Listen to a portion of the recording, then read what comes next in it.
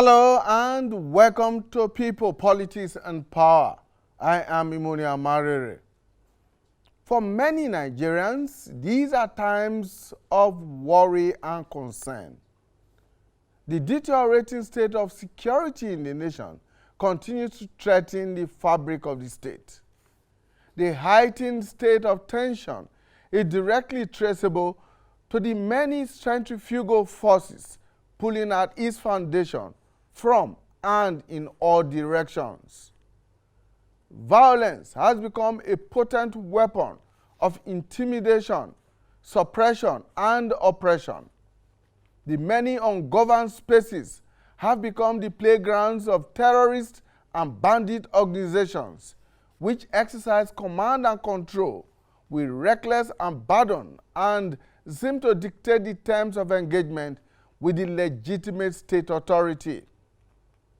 Poor leadership and governance have also left the people disillusioned and looking for redemption from the numerous problems in the country. There are many who insist that the failure and or refusal of successive rulers to honestly address the national question has led to the current state of flux, where Nigerians see themselves from the narrow prisms of their ethnic, religious, and regional backgrounds and affiliations before being Nigerians. Rulers and leaders at different levels have failed to inspire trust and confidence in governance by their questionable conduct, giving rise to disruptive non-state actors. Many Nigerians also cite the absence of the rule of law, the rise of impunity, and the rampant corruption as issues that must be addressed if the nation must make progress. Structural issues also dominate discourse, and a lack of harmony on how to proceed continues to make it a subject of controversy. Ethnic intolerance and mutual distrust remain a source of concern for many and a drawback towards achieving a united Nigeria with a shared vision and goal. Many observers, both local and foreign, have called for an ethnic nationalities dialogue to agree and develop shared values and vision, just as many others think otherwise. Now, the big question is, which is the right way to go? On the program today, on this particular edition, we shall look at the current state of Nigeria and try to suggest ways to move it in the right direction, if there is a right direction to go. And my guest, who will be joining me very shortly, is a Nigerian who has seen a whole lot of what has happened in Nigeria in the last 70 years or thereabout. One who has occupied public office at different stages. He is a professor.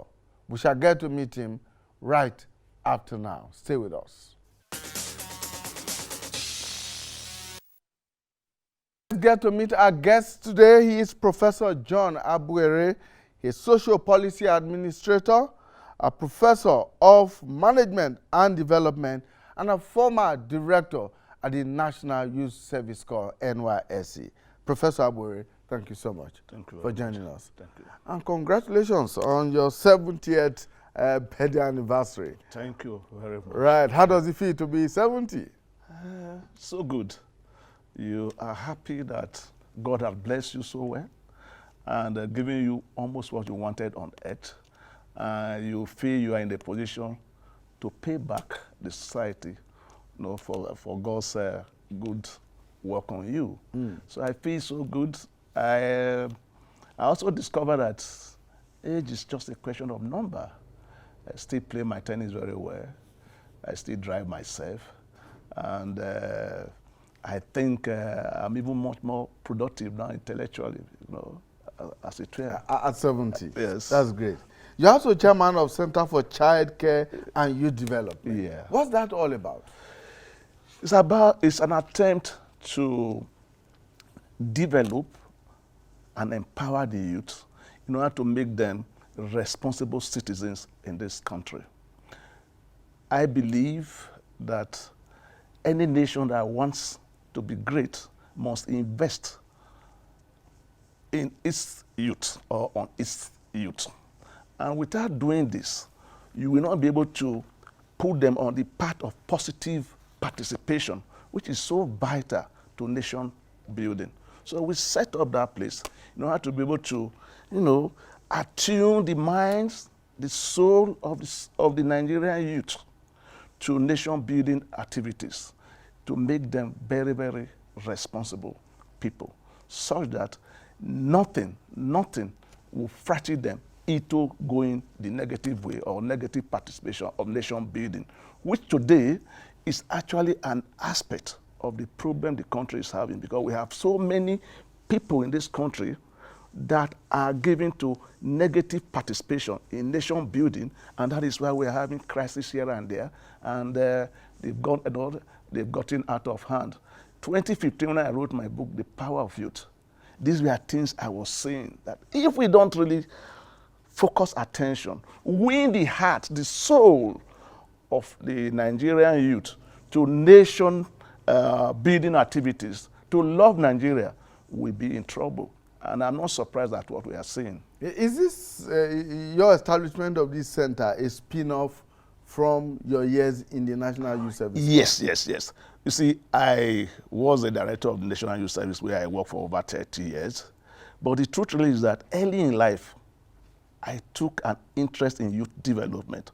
Mark you, I could say I was one of the earliest to devote an academic interest to youth development. When I did my master's, I took it upon myself to look at youth organization and youth development across the country. In England, my supervisor said, this is a gigantic project. I said, yeah, I just want to know what is happening across the world.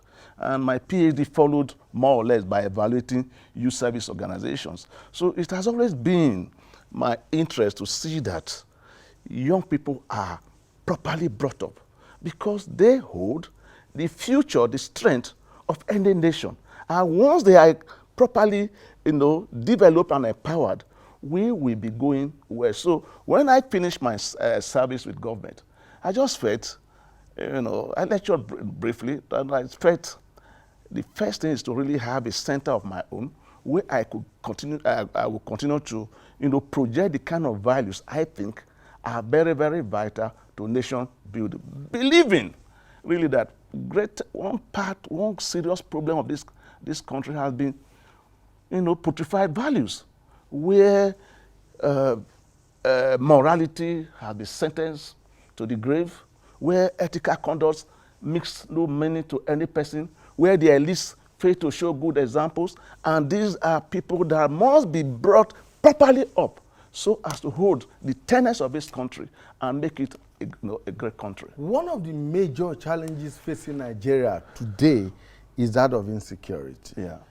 All over the place. I mean, there hardly a day goes by without a report, or in fact reports, multiples of reports about abductions, kidnappings, killings, and all of that. And most of these are said to be perpetrated by young people. Yeah.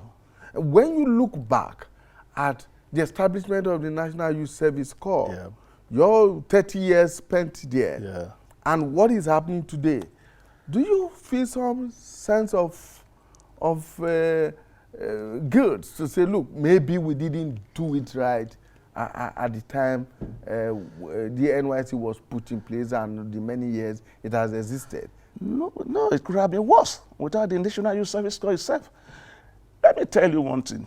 For you to understand what is happening, take a profile of those people involved in these negative activities, in this crisis we are faced with. They are not the people who had gone through the National Youth Service Corps, who had actually received positive nation-building values.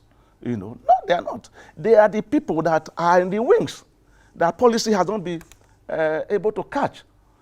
So what we are seeing is actually the effect of policy failure, at some ends. And you have to really understand all these things by taking your mind back to where the rain started building this country. Why insecurity cannot actually just be solved the way we are looking at it. Take your mind back to pre-1947 Nigeria. You see Nigeria was very beautiful. You see Nigeria loved themselves. You see unity of purpose. You see eagerness of a country awaiting independence. So what we have found is that independence, the goal of independence itself, we are not fulfilled by the elites who took over. Whereas the early nationalists had Nigeria at heart, willing to build a nation that everyone could be very, very proud of, in spite of the differences in culture and language. Those who took over began to build what I call region building for self-what? Aggrandizement. The process of building region made them to forget the real purpose of independence, which was to develop, send meaningful development across the country, to have freedom from oppression, etc., etc. What has happened is this.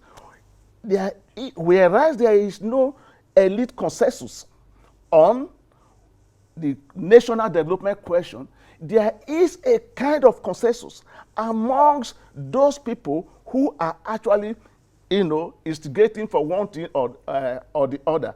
That consensus is that there is a lack of development. We want development in our area. So the starting point in trying to address the present crisis is for us to do two related issues. One, a back on meaningful development across the country. Because whether it is in the east, in the north, in the west, there is that cry that we are being marginalized by one person, by one group or the other. That's one. Two, we really have to look at the leadership question of this country. Because no nation developed when we have inept leadership. It's not just, it didn't start today. I'm talking about take it back from the 50s to this program, to the present. Inept leadership.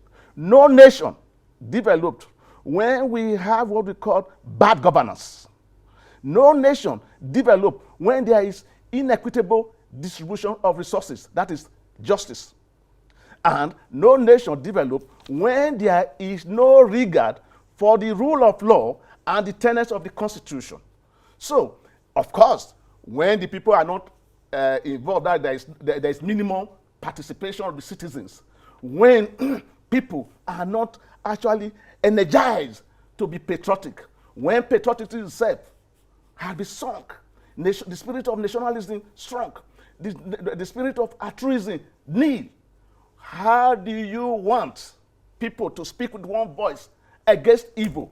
And when even the people that are supposed to be there are leading, following the wrong way. When I use the wrong way in my books, what I mean is this.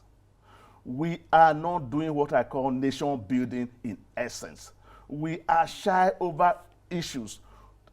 Somewhere in this, about 3 or so years ago, I was on this program when I said, look, we are making a mistake by trying to relegate the state, not the states, the state, the government, to the background of national building. That the state should lead and every other person follows.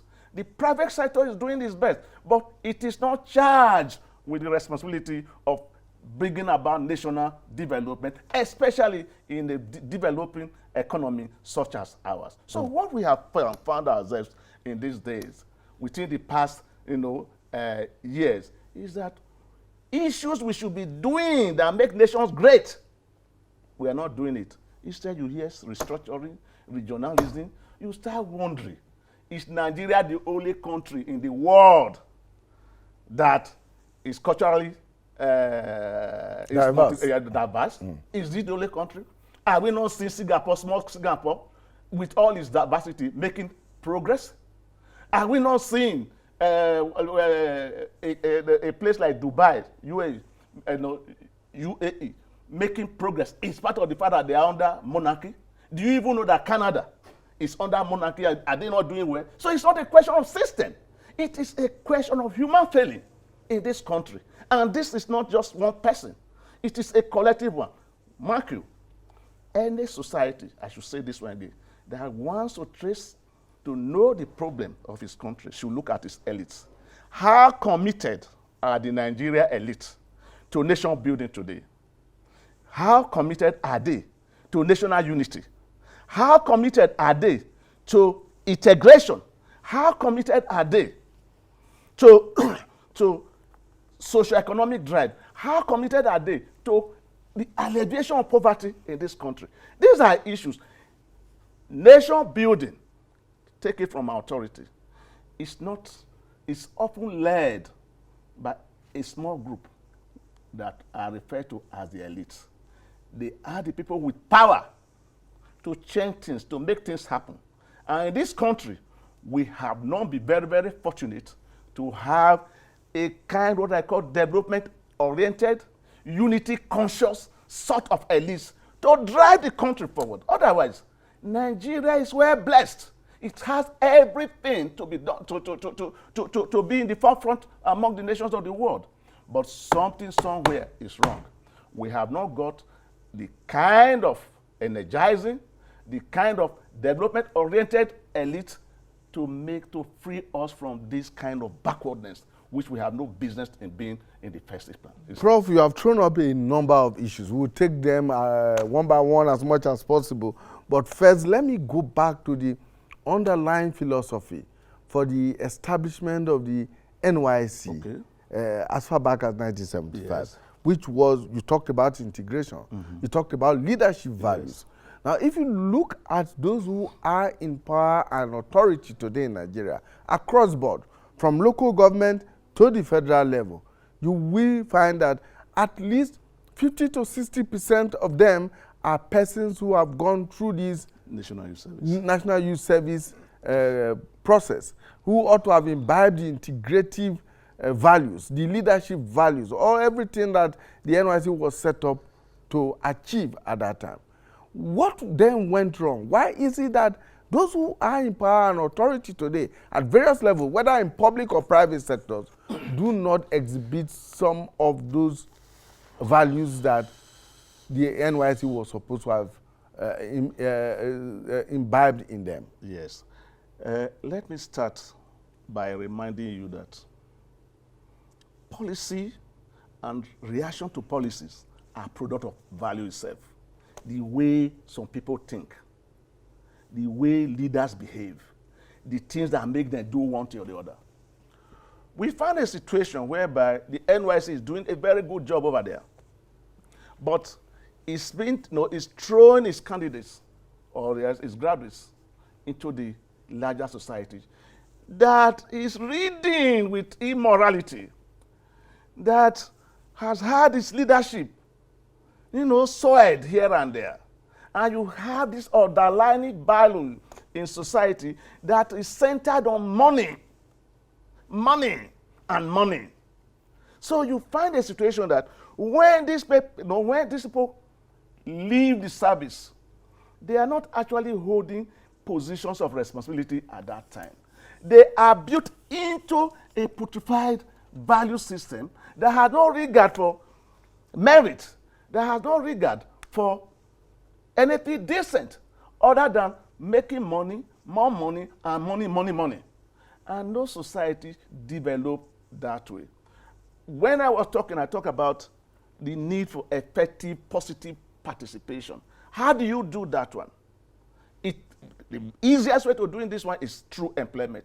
When a youth leaves the job at the service and the unemployment is facing him, he has to survive. I think there has been a disorientation, a derailment of the value system that I said were very prevalent in this country before 1947, before the Richardson Constitution was introduced. And I have described that constitution as the poison that had continued, to make this country, go backward. Instead of going forward, instead of being united, we begin to emphasize division and rest of them. To come back, if you are swimming here, you are swimming, you are a good, you are going in swimming, you left the pond, and you are expecting, your body to be dry, and the rain start falling, what happens? You remain wet. What has happened that whereas the NYC is doing a marvelous job, and I told you it could have been worse, because if you take a study of the people disturbing the country today, they didn't do the new service. If they did it, they will have some molecules of fear and respect for the nation state. What has happened that there is a value system out there that is so strong and built around materialism. And this has been difficult to break down. And that is why you see that the little effort, in any case, when you say 50%, for Christ's sake, how many people are is the NYC taking care of? Less than 400,000 of youth in a year, in a population of. So they leave, no person is going to appoint them to be senator because of structural reasons. No person is going to appoint them. But I agree that some of them ought to have been doing better. But also, if you do a study, you will find that those people who have actually also done some service may be less corrupt in their position.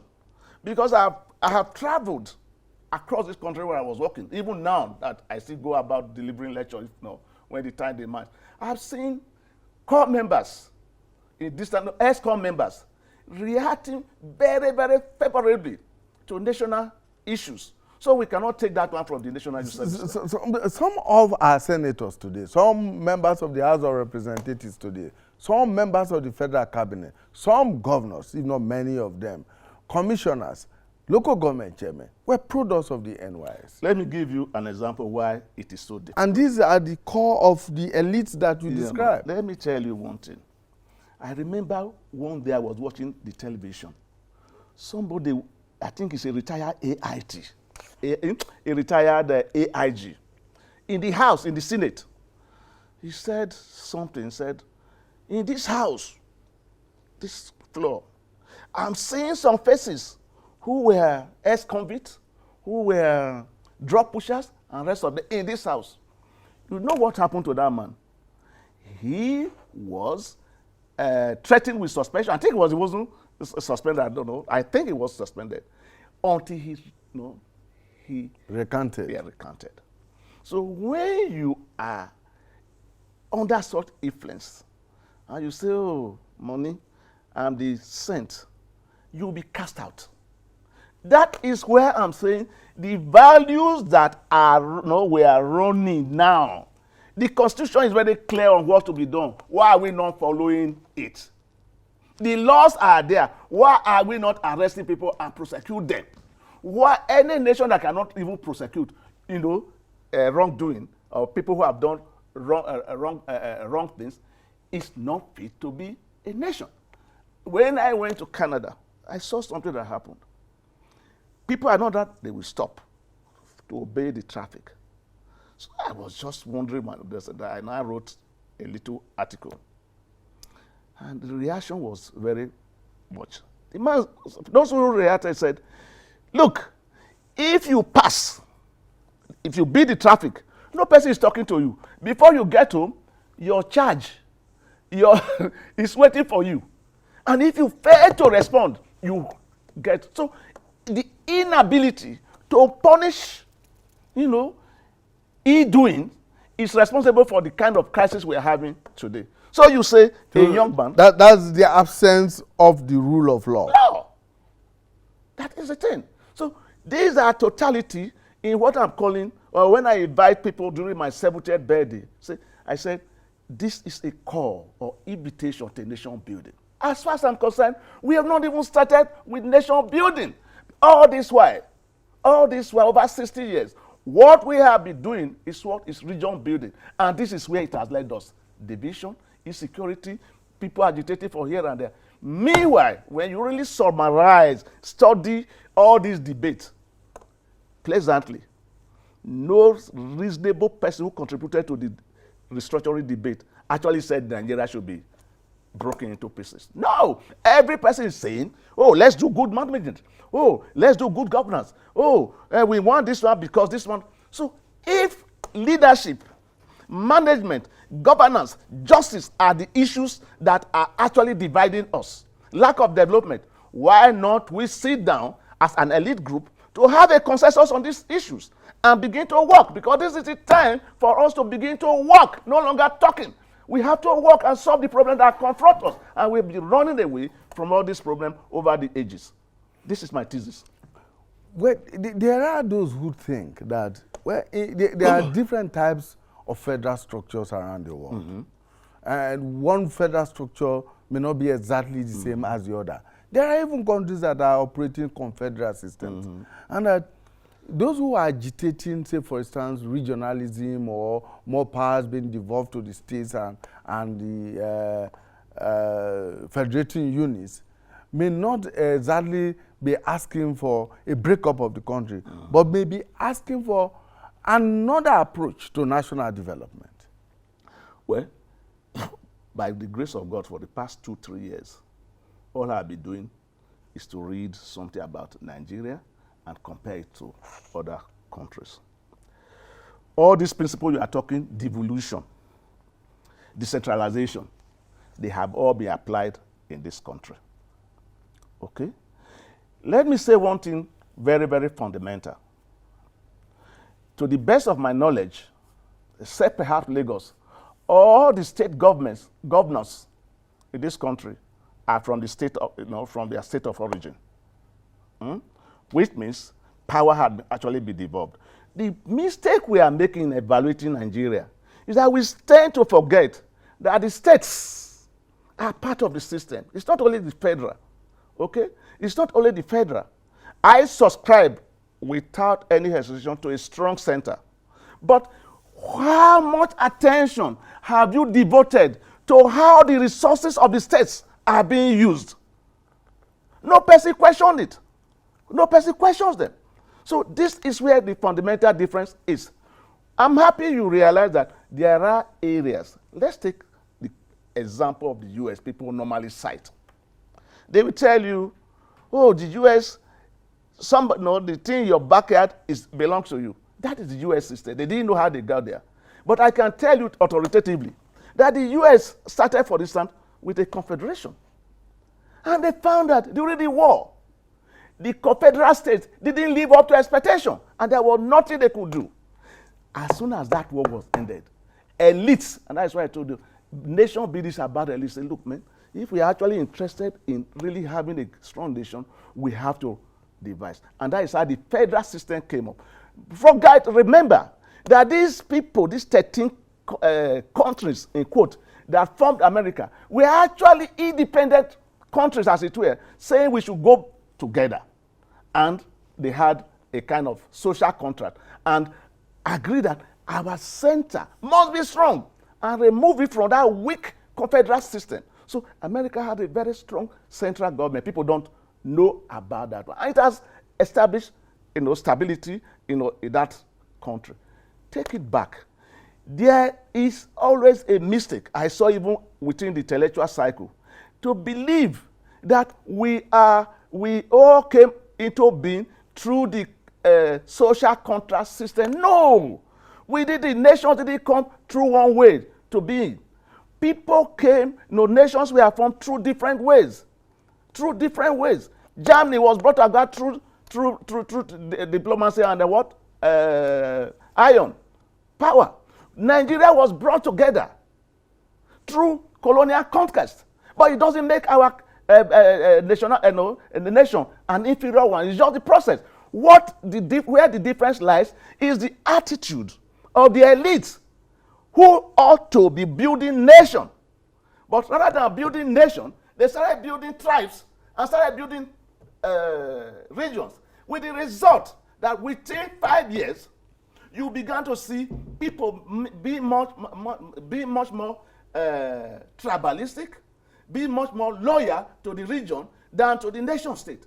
So 1967, and I'm talking about this wrong thing, which the lopsided structure of 1960 and 63 imposed on us, was changed by the military by creating more states. And more states actually brought about stability and a better a higher sense of belonging, especially of the minorities, to the nation state. So what we ought to be doing was to say, how do we bring every person, how do we motivate every person to feel a sense of nationalism one more time? That was so much. Do you know that? This country is very, very unfortunate. Nigerians, when they were even just brought together, when they didn't even know themselves, were able to come together as one people, fighting the colonial blessing on behalf of every person. Look at the initial organizations that were formed: National Democratic Party, the First National Party, NCNC, Nigeria Youth Movement. Do you know, in the Nigeria Youth Movement, people don't realize, when a position came to be filled, do you remember that Awolowo and co supported the man from the southeast, whereas Zik and co actually supported Akinsanya. That was the kind of nationalism we who were born in the 50s were meant, we are bred with. Okay? That Nigeria was one. Not the post-independence one that now started talking, this man came from this place, this one came from that one, nepotism is the order of the day. It doesn't work. Any nation, I said it at the beginning of this country, any nation where there is no social justice, where there is no equitable justice, is bound to rock. And what we are seeing today is the product of that, of what we are having. Lack of elite consensus on nation building. Lack of elite consensus. How do we go about righting those wrongs that Professor Abuere has been talking about? When we return, we'll be exploring all of that. Stay with us. All right, thank you so much for staying with us. People, Politics and Power. My guest is Professor John Abuere, a professor of management and development. Prof, everyone seems to have a clear idea of what the challenges, of what the problems of Nigeria are. Whether from the past or in the present, everyone seems to know everything. But profiling solutions is always where the problem is. Some have suggested, like you noted earlier, that we should devolve more power to the federating units and then have less of centralized power and centralized resources, and give more of these resources to the federating units to develop from that level and merge at the national level and have a greater national unity and national development. And they look back at Nigeria's first republic, where the western region, the eastern region, the northern region, or whatever you had then, the Midwest region, even in the early 60s, had such resources and powers at their disposal and were able to make a lot of progress, built a lot of structures that are still visible today.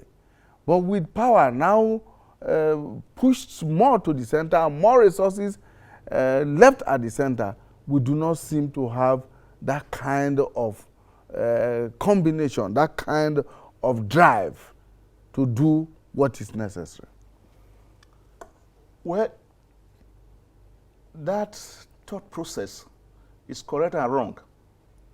Even the First Republic we are talking, I think the achievement is being exaggerated most of the time. I take it to, I explain, no, I put it this way. Those great men, Awu, Zik, Bello, who were premiers, were very charismatic leaders in their own right. Awolowo was a wizard in social policy, and we saw the results. So in other words, it is the personal traits of those leaders that matter. But they also had their fault. The kind of regional values we developed are traceable to them because they were men with regional values and regional programs. And none of them could really emerge because of the kind of structure laid to be prime minister of this country, the three of them. None of them.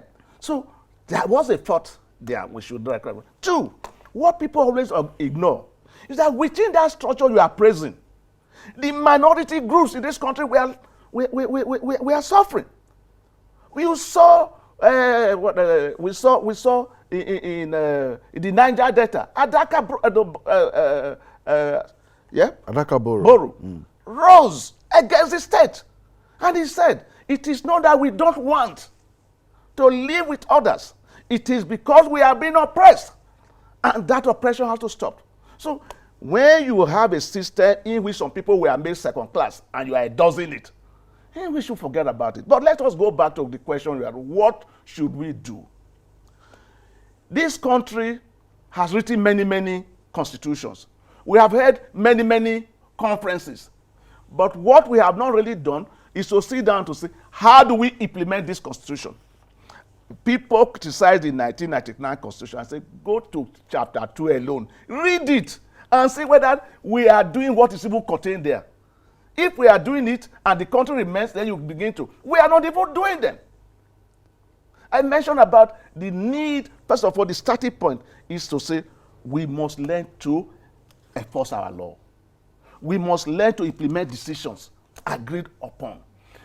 From the first national development to now, we have had one problem. We say inability to implement, lack of implementation ability. If that is the problem, why not we concentrate on the capacity building of the man? Because as we say, in any nation, man, or in any organization, man is what? Is the living asset. Whereas other assets deteriorate, man begin to appreciate. We are even seeing now that even in your 70s and 80s, you are still very, very productive. Okay? That is what studies show. No, so we have not really concentrated attention on where it should be. And where it should be, in my view, is one, implementing what has been decided, obeying the Constitution, enforcing the law. Two, building our leadership, management capacity, and governance abilities. Have respect for equitable justice for every person. Look, what we are having is elite conflict. You and I don't have the power, for example, to sponsor a militia group. Do you know what it is for people to go and capture 300 people from a school? Who is feeding them? Who is supplying them the logistics and rest of them? So we have a situation where we know there is a complete elite conflict with one side trying to outdo the other. We are running away from the reality of issues by saying devolve more power. The question I continue to ask each state governor, each local government, what have you done differently with the money you are having? With the exception of Lagos, that I could say, yes, since 1999, we have been seeing successive change here and there. So if we settle down to effective leadership selection at all levels, the first step would have been. You just talked about chapter 2 of the Nigerian Constitution. Yes. And the argument has been by many people is that the provisions of that chapter 2 are not justiciable. Okay. Gentlemen. So what do we do in that regard? Yes. Shouldn't we take a second look at that constitution? Yeah, then let me tell you one thing. In a place where there is love, where there is altruism, the altruistic spirit, where there is policy for development, we don't need everything to be just stable. What we needed is just that trust. There is a breakdown of trust between the people and the government. For Christ's sake, when we are talking about all these niceties, do you need to be told, for example, that if 4 people are here and they come from different mothers, that it will not be good for you to concentrate on one or the child of and leave the other 3 will revolt. So that common sense of justice is always there. Let us go back to the classical notion of society where justice is held high. you promote the happiness of the greatest number of people. This is fundamental. Let us develop the man, because you have to have just people to be able to have just society. Let us clean the side, as the Gandhi would say, clean your own corner. Let the other man clean his corner. We will have a clean country. So let us learn to work, develop, send development across, not minding whether it's from your end or from my end. We should have a common Nigeria in mind. Once that is done, you will see people following suit. All these things will disappear. Given the situation we have on our hands in Nigeria today, Yes. What some people have described as a fractured nation, where do we begin from? Re-engineering the process, as you say. Where we should begin is this. I believe in management approach to issues. What we have had, my brother, is mismanagement of resources, including diversity of this country. What we have had has been inept leadership. What we have had is bad governance. What we have had is inequitable justice. Let me give you a recent example. In America, when I talk about human being, the need from people will say, oh, the institutions are strong. It's individuals that make institutions strong. We find where was that place? We find in the place I was happy. I know I was going to. Yes, we have a Nevada, we have Pennsylvania, and Georgia. Georgia is what I actually wanted. That the Republicans didn't do well. Trump obviously was begging for votes. Trump was obviously begging for votes. And somebody said, no, it's not done. And he stood. It's not because of the institution. It's the courage of the man, the faith the man had in the America itself, that this will not be the good thing. And a Republican governor for that matter. So that is the kind of spirit I want here. I want here. The president is an individual. He can make mistake. We have every reason, or every citizen has a reason to say, let's do it this way. But that is failing here. We don't have people of courage who believe in Nigeria to actually defend Nigeria and work for Nigeria. That is the starting point. So if today we really sat down to say, look, gentlemen, let us develop or adopt this leadership, management, governance approach to nation building. There are places, one, premium on national unity and development. Two, the development of the human capacity of the country, the provision of opportunities for every party to participate in the development process. Once these elements are there, you will begin to see, and this should not only be focused at the center. We should take it to the local government. Look, I always wonder, what stops a local government from even trying to look for resources and set up a refinery for that local government?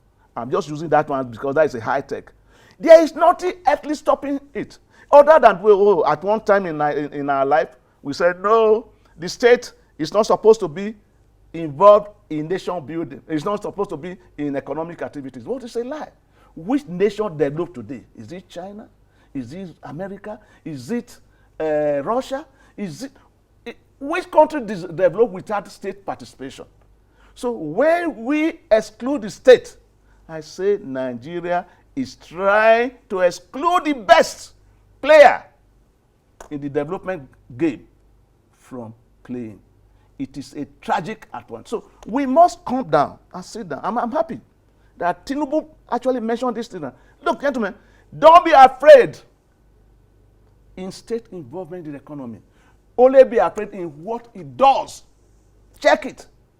Because there, it has the muscle to move this country forward. And I believe in that one. I have been saying this one for the past 10 years. That we made mistake in trying to relegate the state. And that is where the fundamental problem is. Before we go, Prof, we need to come to the present. Okay. The immediate challenge we have in Nigeria today seems to be that of crime and criminalities. Mm-hmm. We have insurgency in the northeast, we have banditry, we have kidnapping and abductions all across the country. People are just getting killed and getting abducted, and people are speaking in different tongues about what should and what should not be done. In your view, what do you think should be the immediate solution to this? What should individuals, governments, groups do? We have a situation where the president of the country is begging a bandit group, pleading with a bandit group to release students that they have held for several weeks. A country that has an army, that has security apparatus and all of that, pleading with a ragtag army, bandits, to release students that were abducted and have been held for several weeks. What do you think we should do? Honestly, when I look at the nation, the crisis you are having, one thing binds all of them: poverty and unemployment. So, leading to loss of hope and faith in the country. Now, a starting point is with building hope, restoring faith. And how do we do that one? Let government be seen as caring for the people. Let government be seen as giving out job. Even if it's the only two and it's done in a transparent way, people will have hope. But three, there is something fundamental that we neglect in this way. When we talk about security, have you sat down to know what is the military strength in terms of human being, in terms of manpower of the military? Have you sat down to look at the military strength of the police? I don't know. When you look at it, you feel like crying. You see, I don't want to say that, but you go and find out the strength of the military in terms of manpower is very small.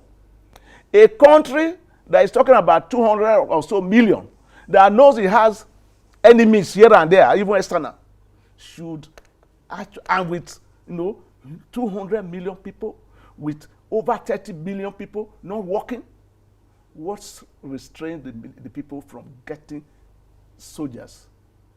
more soldiers into the army? What restrains the government from getting more policemen into the police? I have suggested, and I met this one. I reached this conclusion when I was traveling from Enugu to Onitsha. The man took me through a new route. I said, there are so many, and anywhere there are so many alternative routes. So the police do not need anything less than 1.5. Then you support it with technology. For Christ's sake, when we do something, are we suggesting that we do not really know where these people are? We cannot have satellite to tell you these are the people and they are staying here and nothing can be done. Let's be a little bit serious. Even if it means using all our money to buy cameras, if they are not there, we are not yet serious. When we are serious, we will know. And that seriousness will come from a core of elites. The president and his men down to the governor. When they are serious, the ordinary person in the street will know. We know when your father wants to give you something. We know when he also doesn't want to. So this is the way I look at it. You ask me where we want to stay, start building confidence. Start building hope. Start strengthening faith in the system. And this can be done through able leadership, good governance, equitable justice for every person. People who are saying we want to go away, we are fighting, they are saying so because they think they are not being justly taken care of. And that is something you should bear in mind. No magic other than a management approach to issues of nation building with emphasis on implementation, human capacity building, and of course, good governance. Thank you so much. Thank you, Prof. Professor John Abuere, Professor of Management and Development, Chairman, Center for Child Care and Youth Development. He's also a social policy administrator, joining us on People, Politics, and Power. this edition to take a look at Nigeria, the state of the Nigerian nation today, and of course, the way forward. Thank you so much. Thank you very much. Right. Okay, join us again when we bring you a fresh edition of the program. My name is Imoni Amarere. Bye for now.